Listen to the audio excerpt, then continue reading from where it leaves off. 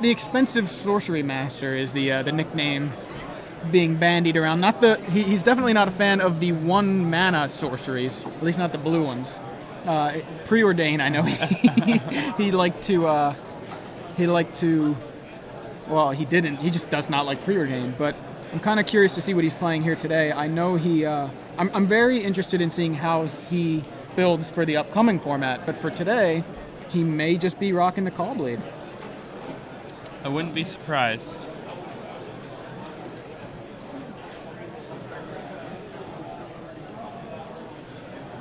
So, we are. what's Oh, going looks on like the here. players are already into the game. Okay, so it does appear to be Callblade on Shaheen's side of the board.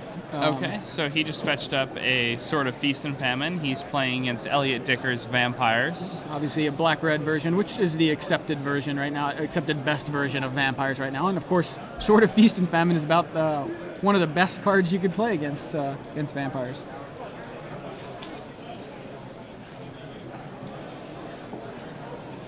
On Elliot's side of the board, he does have a Lava Claw Reaches alongside 2 Swamps and a Pulse Tracker and a Colostria Highborn. Now, Elliot really needs a removal spell for his Stoneforge Mystic here, and he has one, and maybe he's thinking about not playing it, but he needs to.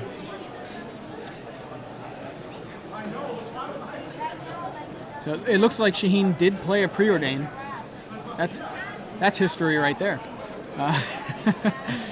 But he also looks to have played a Jace Speller, and I'm not sure if it was in play and died to some damage, or if it just... yeah, I think that's probably what happened. Highborn Mirror gets in, Crusader. but pass the turn to Shaheen. Card you don't see very often. Shaheen drops a Mirror Crusader, yeah. I mean, I know some people were playing it. Yeah, a lot of people were experimenting with like 2 to 3 copies, and some people were even so bold as to cut Hawk, Right. replace it with Mirror Crusader. That makes your deck a lot weaker to Jace, though, so I don't know if that's a good call. Yeah, it is one of a number of creatures that fail the Jace test. Yeah. A test that most of these creatures won't have to take, and not in Standard anymore. They will not have to pass that test any longer. So a lot of these cards get a lot better. Phyrexian Obliterator is a big one that I know people have been talking about. That we do get to play because of Jace being gone. But anyway, not relevant in this game, at least not yet. Not until Elliot Dicker decides to drop a Phyrexian Obliterator, but kind of doubt that's going to happen. Now I'm a bit confused here. I saw red in Elliot's hand, but he last turn he chose not to kill the Stoneforge Mystic. Shaheen did search for the Feast and Famine, but that almost certainly means that he has a Batterskull in his hand. So Elliot decides to use his Lightning Bolt on the Mirren Crusader.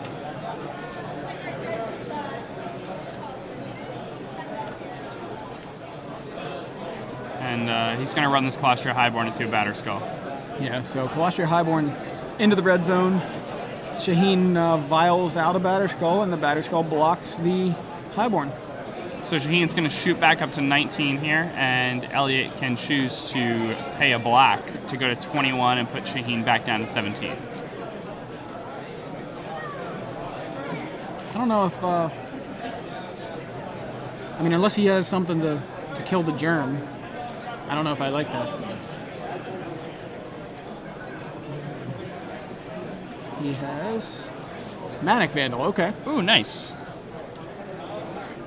So he baited Shaheen into dropping that Batterskull just so he could Manic Vandal it away. But This does put him in a rough spot again now, because Shaheen can tap some mana main phase and yeah, just drop the sword into play. which looks like exactly what's happening here. And it's going to force Elliot to chump block with that Manic Vandal.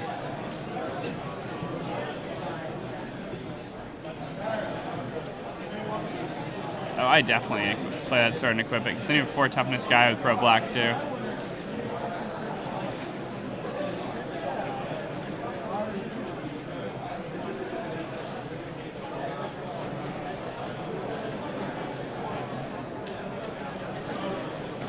For those of you just joining us, I'm Joey Pasco here with Jacob Van Lunen in Baltimore for the Star City Games Open Series. Watching Callblade's last stand here. Shaheen Soorani on the right, and Elliot Dicker on the left. We are actually in round 3, I believe, although the screen says round 1. Shaheen playing said Caw-Blade against Caw-Blade's recent nemesis, Black-Red Vampires. Black-Red Vampires typically has a pretty good matchup against Caw-Blade and has won the last 2 standard open events. And now, Shaheen indeed does play the sword there. But he does not choose to equip main phase. This tells us a lot about his hand. Now, there are a lot of lines of play that Shaheen had on his turn that he did not take. So we have to ask ourselves why. Right. The only thing I can really think of is him having another Batter Skull in his hand. But it doesn't look like that's happening. So Manic Vandal into the red zone. I mean, is he just afraid of a removal spell for that that Mystic and wants to have the mana untapped to counter the removal spell? Well, I mean, if he had the Sword of Feast and Famine on the Stoneforge Mystic, right? Most removal's dead, but I mean, like when he, I'm thinking, you know, he did Elliot have any? No, Elliot didn't have any untapped mana. Never mind. Okay, so there has to be something. Yeah, that is kind of odd. So it is another a Batter Skull. Yeah, okay. That makes sense. Definitely. It seemed like it's all that it could have been. I'm surprised it didn't come in when Manic Vandal at the table. For some reason, I thought Elliot had a mana untapped, so he was afraid of Dismember or something. But yeah, you're right. He was tapped out. All right, now. So that is a healthy germ right there with a.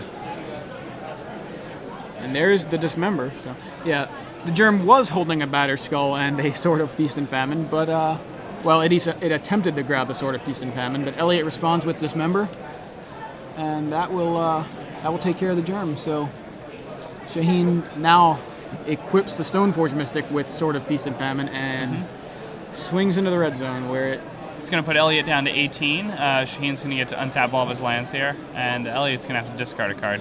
Yeah, I don't know how many cards are in Elliot's hand, but it appears to be just one. Did he discard that? He discarded the Verdant Catacombs, I believe. So Shaheen now with all 5 lands untapped. Now, I think Shaheen can pretty much lock this up by just equipping the Batter Skull onto the Stoneforge Mystic. Yeah, it seems like a pretty safe play. That's fine, too. Goes with a Mirror Angel, yeah. Add some pressure to the board. Additional pressure, that is. Pass the turn back to Elliot. I believe Elliot's other card was a fetch land as well. It may have been another Verdant Catacombs. So,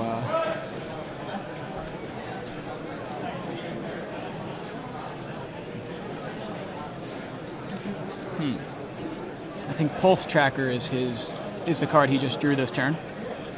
It's not great in this spot. Not at all. On Shaheen's next turn, Shaheen can equip the Sword of Feast and Famine onto the Emeria Angel, pay 3 mana, return the Batter Skull back to his hand. Violet back out. Yeah, attack with the Emeria Angel, and then re-violent a Batter Skull and still have 3 mana open to do whatever he pleases with it. So, it does not seem like the best if he pays spot. 3 to return it, he doesn't have that 3 mana though. Right. Oh no, because he could float the 3. He could pay the 3 before he attacks with Feast and Famine. Oh, okay. Yeah. I see what you mean. Sorry, yeah.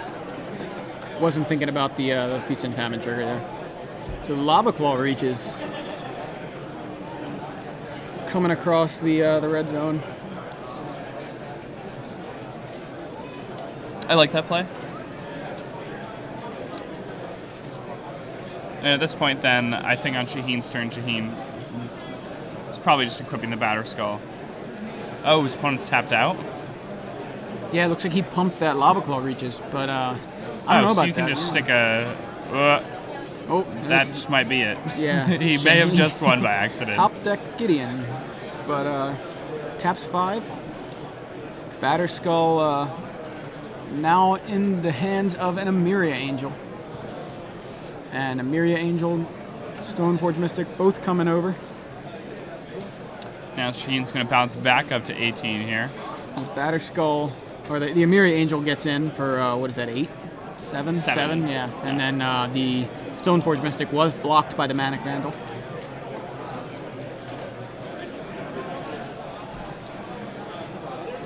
Yeah. Yeah. Going to game 2. Seems Elliot packs it in. seems right.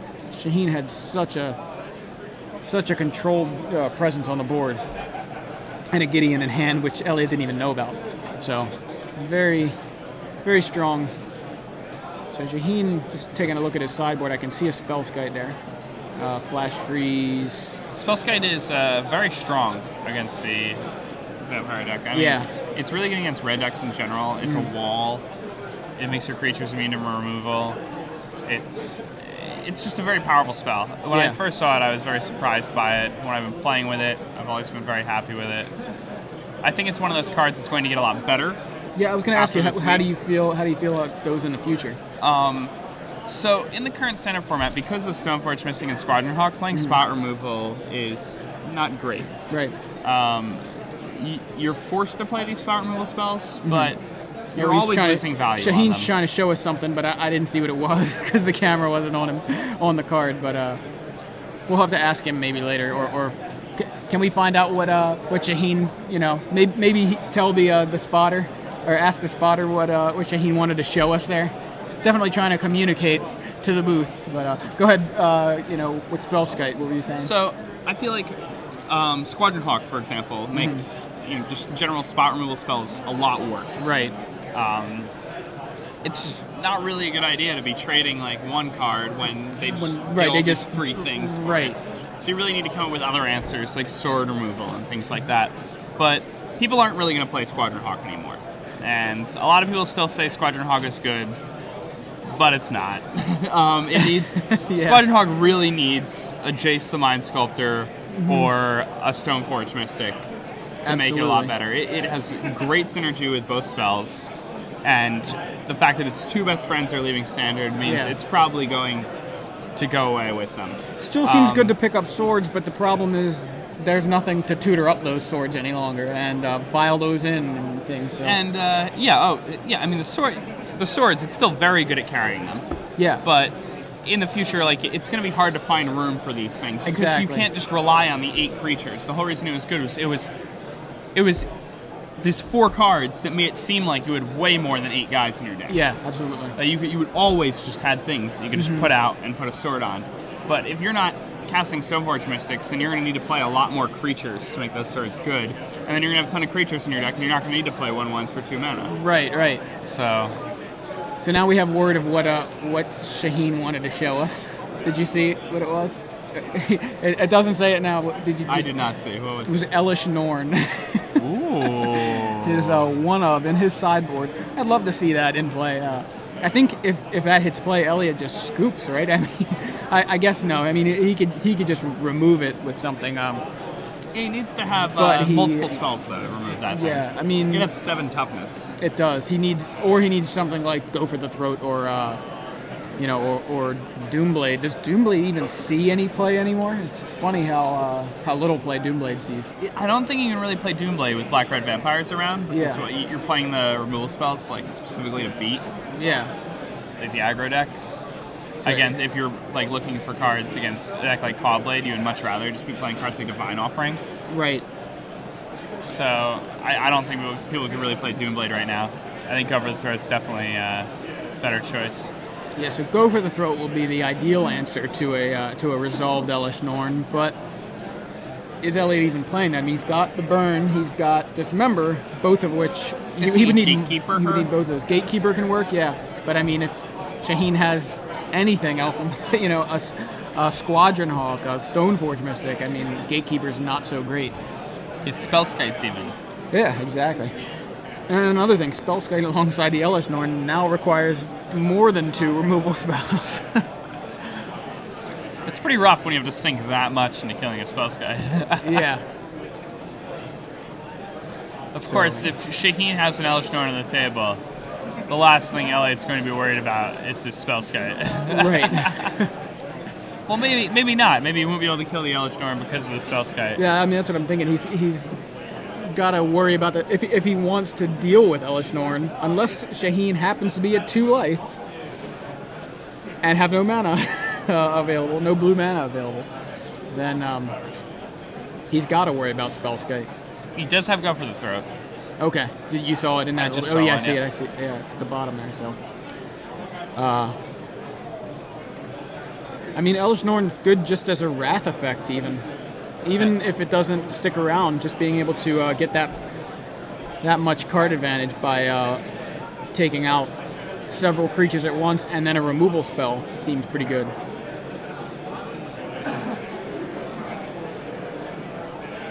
So he does have a go for the throw in his opener. Let's see what else he found. Yeah, Doomblade also no good against the germs. Right, so that's another reason not to play. That's from Sorceries on Twitter. So Elliot leads with a swamp into a Vampire Lacerator, and Shaheen starts with the turn 1 Preordain. Sees Sun Titan and something else. I didn't see what the other card was. Ooh, so he's got a big top end. Yeah.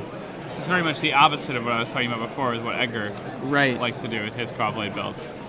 But different types of players have different play styles. Absolutely. And as a result, they'll do better with different builds of different decks. Yeah, Shaheen isn't known as the expensive sorcery master for playing low curves. And you can kind of count creatures as expensive sorceries. Unless they have flash. So he did draw that Sun Titan. It's kind of like a sorcery. Yeah. So is Sun Titan. Right? So a second Lacerator for Elliot, and Shaheen has a turn 2 Stoneforge Mystic. Now he grabs his Batter Skull, and his opponent has to dismember. Elliot's going to drop down to 15 here. Get rid of that Stoneforge Mystic. At the beginning of his turn, during his upkeep, those Lacerators are going to punish him a bit, and they're going to drop him down to 13. Then they'll bash Shaheen down to 14. Of course, Elliot has a Captain of the Empire. Oh, he does not. Okay. So Elliot has a pretty good aggressive start here, but nothing to follow up on turn 3. Shaheen just adds the Celestial Colonnade to his side of the board and passes back to Elliot. Now Elliot drops to 11 here. And I believe he's going to attack Shaheen down to 10. And Celestial Purge. Condemn will Is that pop Elliot. I think that was Celestial Purge, wasn't it? He tapped 2. Oh. Yeah, it's a full art Celestial Purge. Okay. Yeah. One that we haven't seen a lot of recently, really. Just hasn't, at least I feel like I haven't seen it very often.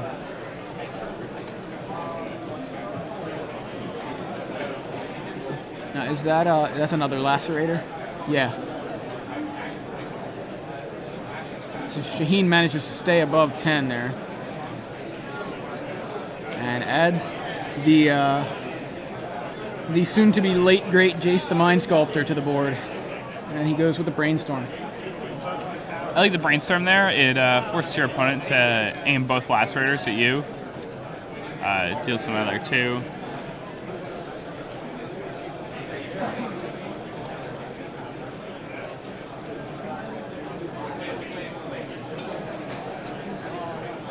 Alright, now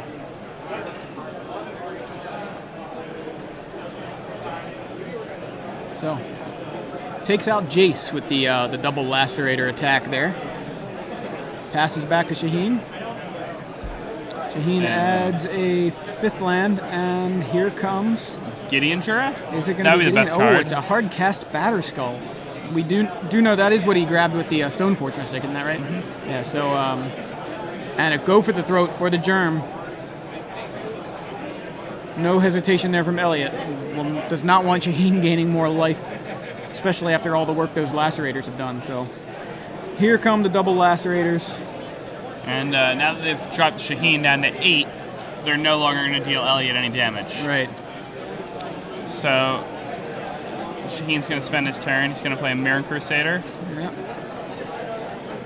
And I believe he's Colonnade. Probably just going to pass now. Right. Is that the only red source Elliot has in play? It appears so, yeah. Just but he only Dragon has Skull 3 Summit. lands. Yeah, just 3 lands. So Swamp, Dragon Skull Summit, and then he's got Lacerator. Shaheen on his side of the board has double Tectonic Edge, double Seachrome Coast, and double Colonnade. Right now, the only untapped sources he has are Seachrome Coast and a Tectonic Edge. But he's got a Batter Skull just hanging out, no germ, and a Mirror Crusader. Both untapped. Well, Batter Skull tends to stay untapped. Does Elliot have a burn spell for this Crusader? I don't know. I kind of I don't see red in his hand. I think I saw another red land in his hand, possibly a Dragon Skull Summit. Maybe he does. It's hard to tell. I think if he does, we're going to see it pretty quickly. Oh, yeah. I mean, that's kind of why I think maybe he doesn't, because he didn't just go for it. But Shaheen does have Mana Leak mana available, so maybe he's just trying to play around the Mana Leak. Not that he can. So he just passes back to Shaheen. And I wonder, are we going to see Sun Titan bringing back a Stoneforge Mystic this turn? That would be pretty good. That would be about the most exciting thing we could see. Yeah, we know that he has the Sun Titan. I would not be surprised by it either. Yeah.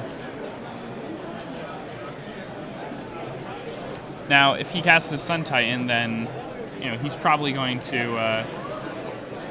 So Elliot just packs it in. Yeah. And now that Mirror Crusader with a Battery Skull on it bashes pretty hard.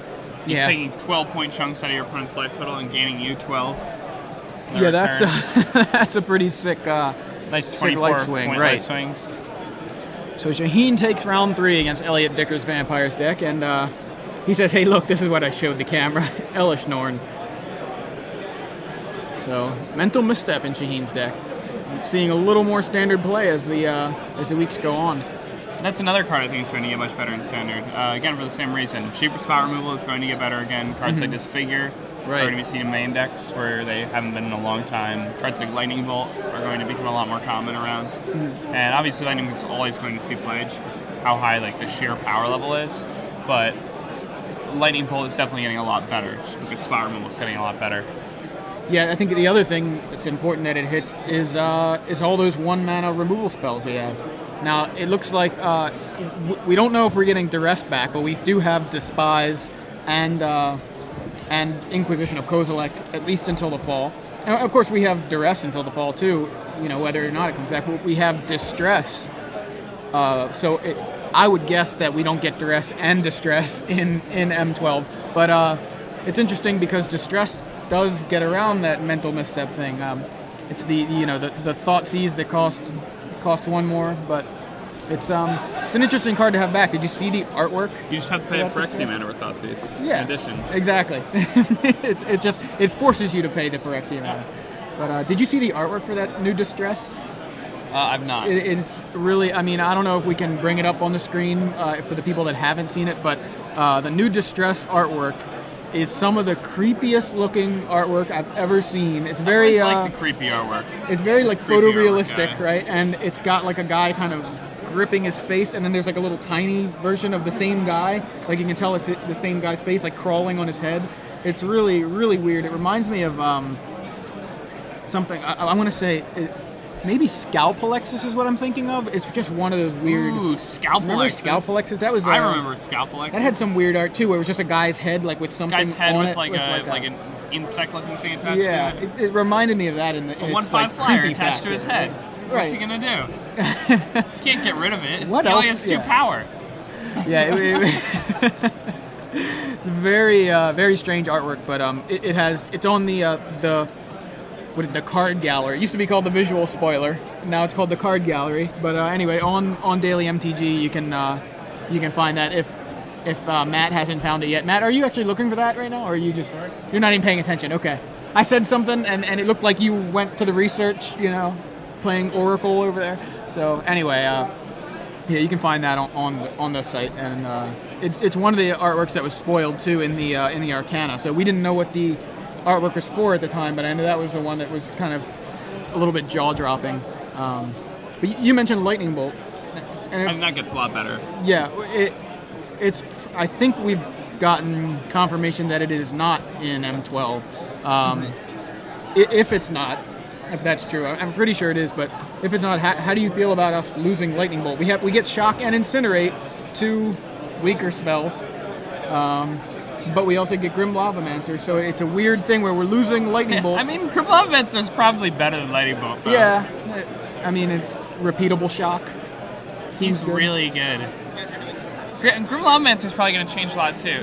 Change Standard a lot, also. So, Standard's going to have this, period of time before M12 comes out, this, short couple-week window, where, there's no way anybody's going to figure it out. Right. in There's the no span of there's time. no time. There's no reason no to. time. No And, incentive. and there's not really much incentive to, other than being awesome. Right. I mean, there's But it's just not as much incentive. Yeah. Now the things I've noticed about the new format, or another card that I really like, is Neurok Commando. Yeah. Now, Neurok Commando is a card that I've loved, that Yeah. I've wanted to play with this card in a real deck for a very long time. It's the 2/1 Shroud for blue 1, right? And it's when it deals damage, you draw a card. You draw a card. Okay. And now, like, I've always liked Ophidian type creatures, and Ophidian type creature with Shroud seemed really, really good to me. Yeah. But he has 1 toughness, and in a world where people are playing Squadron Hawks, It's no good. it's just not going to happen. Mm-hmm. You really want to live the dream, and it's just never going to happen. But Squadron Hawk's going to be gone. Right. And Theoretically, Neurok it's going has to be gone. sweet goggles. Right. I mean, have you seen those things? Have you seen those goggles? And you can play. You could just play like, what is it? Neuro Commando, Scroll Thief. You just play the Ophidian deck. Yeah, you can just play tons of why Ophidians not? and like cheap burn spells and counter magic. You know what you do? You should just, Nobody's ever beaten a deck like that. you could build a legacy deck with Ophidian. What's the Merfolk or the Selkie, Cold-Eyed Selkie, Neurok Commando, Scroll Thief, Put our Aether Violet Right. 3 and leave it there. Elric, Draw the cards. new commander guy. Right? You have to play blue-green now, right? So you just just draw tons of cards. Just play Glimpse of Nature, why not? Because you're playing blue-green. You're playing tons of creatures, draw a bunch of cards, attack, draw more cards. That new commander guy might be a real card in Legacy. I think it is. That's actually the deck that I want. I have it on hold at I a mean- local shop, but. Because you can just like vial in things like Dryad Arbors and things like that. And eventually you're just going to play the Fidlord. That guy's ridiculous. What? I'm calling him Fidlord. Yeah, I'm like, who is that? The Ophidian Lord? Is that what that is? Yeah, okay, yeah, okay. Yeah, Elric, Spymaster of Trest, I think is the real name. Yeah, I'm pretty sure that's an Elric or Eldrick. Close enough. You get it. Yeah, I mean, Chapin was talking about it. He actually was the one who drew my attention to it. I think I hadn't really looked that much at the Commander stuff, but in Denver, he was talking about how good it looks in the Legacy Elf combo deck because, why not have another Glimpse, like, on a stick, right? I mean, kind of another Glimpse, just another way to draw cards. You got, like, Regal Force, you've got Glimpse of Nature, and now you get this guy. You deal damage with them, though, right? You have to attack with them. Well, the thing is, like what Chapin was saying was, it's kind of like he has haste because you just play him and then attack with your other guys. It's whenever a creature you control deals damage, it turns all your other guys into So Ophidian. it lets you re-glimpse. It doesn't give you the initial glimpse. Right. I wouldn't put it in elves personally. I've played a lot of elves, Yeah. but I think like any Vial type deck, it's got to be absurded. I mean, I Any guess of these decks where you can gain an advantage while interacting with your opponent, because if he just ever touches the board and you have a board advantage, you can just press that so hard by just attacking. right. Well, I mean that's a cool interaction right there. If you can like attack and they're like, you have like 3 guys or something attacking, they're like you have no blocks and you're like vial this guy in before damage, right? Yeah, draw 3 cards. Ancestral. Right, seems really strong. But I very mean, I think just as in the elves decks, this isn't my my thoughts. These are Chapin's thoughts. I happen to agree with them. But yeah, he was saying in the elves decks that run things like Green Sun Zenith, you Zenith up the one of Elric and swing in with some guys and draw some cards. And it's just, He's green, so you can zenith him up exactly. and everything. Yeah, so that's exciting. I mean, we're going to see a lot more Legacy tomorrow, and I guess there's a potential that we see that. Yeah, Those guys are legal now. He's legal now. Yeah, that's really And new awesome. cards legal in Legacy. Yeah, it's so weird too. Like, it's this set that's new cards that you can't play in Standard, but you can play them in Legacy. It's just I don't think we've had that situation ever before. It's very strange. I don't think we have either. It's interesting though. I love it. Like, and I think that's one of the things. Commander's obviously selling so well. Have you played with the new decks at all? I haven't yet. I want to, but I got to play a game with the commander who you give your permits to Political other people. Puppets is I think the name of the deck, Political right? And Puppets. Zedru, I think is the name of the commander, right? Yeah, he's a kudu. Yeah. Beautiful horns. He's His Majesty on the Great Plains, But that deck is fun. Yeah, I mean it looks. I fun. like playing Commander. I also don't take. I don't like getting very competitive with Commander. Right. I like building like funny decks. That seems fun. Like Doing I like silly the things idea. to get people. Yeah, I like the idea of playing with the precon too. Like I'm not really big into Commander either, but like having a deck built for me, like sure, why not? I'll just play out of a precon. That seems fun. I mean, I just like playing Magic. I spent actually a couple years ago, Big Head Joe and I, my co-host for Yo MTG Taps, I went over his house and he was like, I have these. They had given him those like precon like decks that were like for new players. It was just a whole bunch of generic, one of each color, and we just sat there for like 4 hours playing those against each other. Playing them against each other. But anyway, we're going to take a quick break right now, Okay. and we'll be back in just about a half a minute.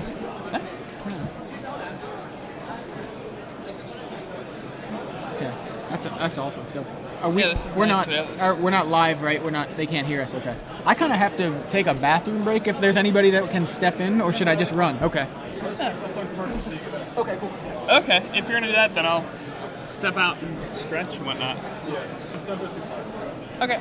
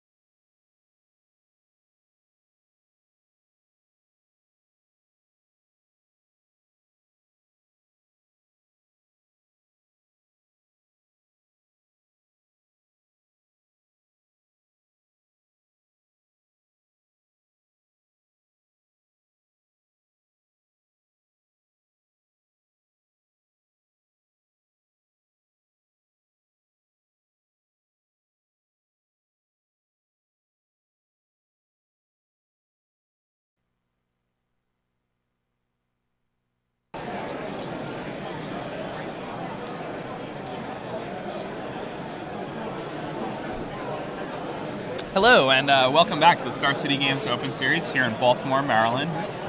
We've had 3 rounds so far. We're in between the 3rd and 4th round, and so far we've seen some pretty interesting decks in the field.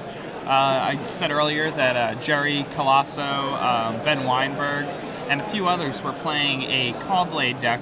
That it's a Twin Blade deck. Right. It's a mishmash of Splinter Twin and Caw-Blade archetypes, but it has cards like a Merry Angel on the sideboard.